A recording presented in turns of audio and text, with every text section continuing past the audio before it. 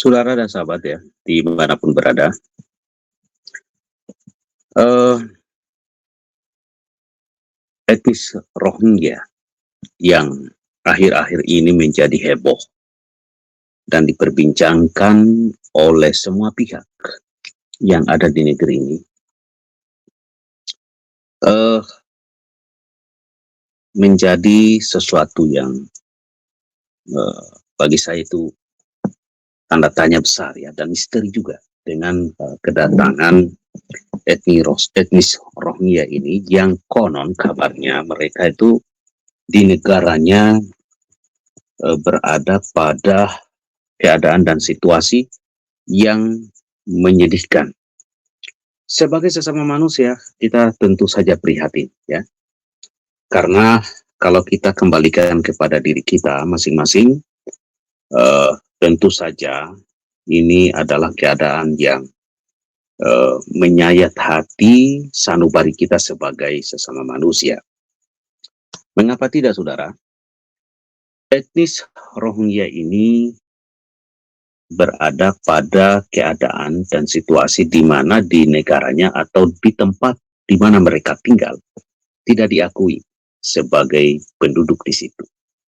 Dalam hal ini Myanmar. Lalu mulai kita mencari data informasi.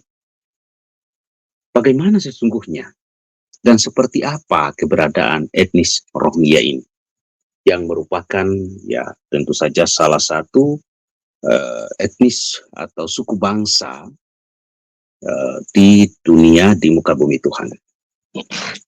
Versi yang tentu saja semua kita peroleh kalau kita misalnya melihat catatan-catatan yang ada di berbagai media online, sangat menyedihkan, saudara.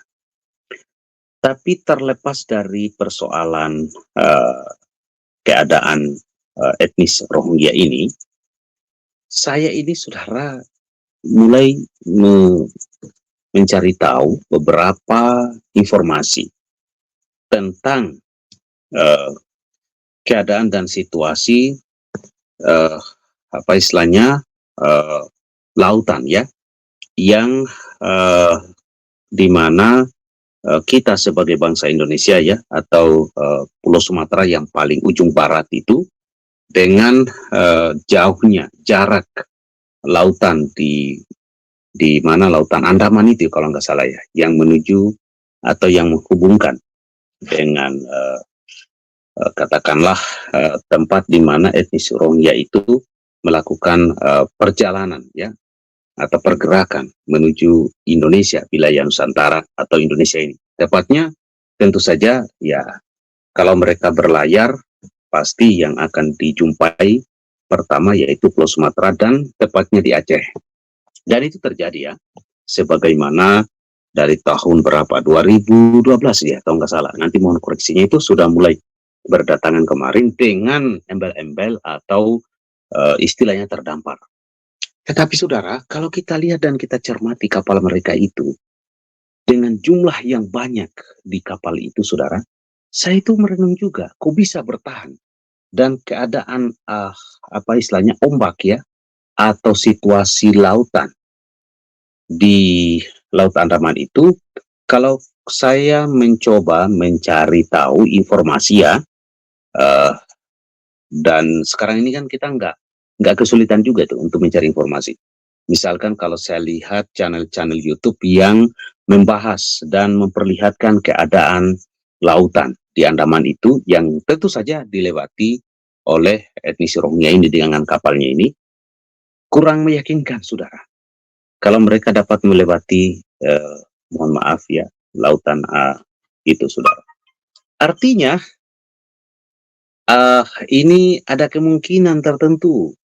Ada kemungkinan tentunya, mohon maaf, atau ada rahasia besar di balik ini semua.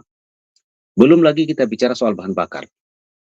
Informasi dari beberapa media, terutama misalnya media sosial, channel YouTube, ketersediaan atau kecukupan bahan bakar kalau dengan kondisi dan situasi kapal mereka itu yang sering kita lihat bahwa terdampar, sangat meragukan. Artinya ini dimungkinkan bahwa mereka itu diantar gitu. Diantar misalkan kapal tertentu, kapal besar misalnya, atau bagaimana begitu ya, kan bisa saja kapal itu ditarik begitu ya, ditarik dengan kapal yang agak lumayan begitu ya, menuju ke sini. Setelah itu nanti sudah dekat-dekat Indonesia atau perairan Indonesia, baru kemudian itu mereka naik di kapal yang sekarang ini kita lihat terdampar itu. Tetapi ini hanya suatu analisa berdasarkan data informasi dari berbagai media sosial. Namun kita juga patut waspada ya dengan ulah atau kelakuan oknum-oknum tertentu dalam tanda petik. Sebab banyak saat ini oknum atau kelompok tertentu di dunia ini, saudara, memanfaatkan keadaan dan situasi tertentu itu demi kepentingan dan keuntungan tentang mereka dan kelompoknya. Saya kira sudah saatnya juga negara harus tegas terhadap etnis Rohingya ini. Di luar dari tadi, kita bicara soal keberadaan mereka, situasi mereka di dunia ini, dalam arti di dunia ini bahwa tidak ada negara, terutama di tempat mereka tinggal itu, yang mengakui mereka. Nah, ada apa sebenarnya dengan etnis Rohingya ini? Yang sebenar-benarnya tuh. Ini yang menjadi pertanyaan bagi saya. Dan tentu ini rahasia kehidupan manusia di era dan zaman saat ini. Kalau menurut saya seperti itu. Tapi dengan mereka kemudian arah-arahnya itu, pergerakannya itu ke Indonesia, ke Nusantara itu, tentu tidak salah kalau kita patut curiga. Sebagaimana tadi yang saya kemukakan, analisa-analisa yang sudah disampaikan oleh beberapa pihak, dan itu cukup mengganggu pikiran saya tentang etnis Rohingya ini. Dalam arti apakah benar mereka terdampar atau diantar begitu? Ya, saya kira waktu yang akan menjawab ini semua di kemudian hari. Tapi kita harus tegas dan benar-benar tegas ya sebagai negara, terutama kepada pejabat-pejabat publik, pejabat kita tentunya, pejabat negara ini, agar mencermati secara benar-benar ya, menganalisa ini, melakukan apa istilahnya pedalaman demi pedalaman secara komprehensif, dan harus benar-benar lebih mengedepankan kepentingan bangsa dalam hal ini ya.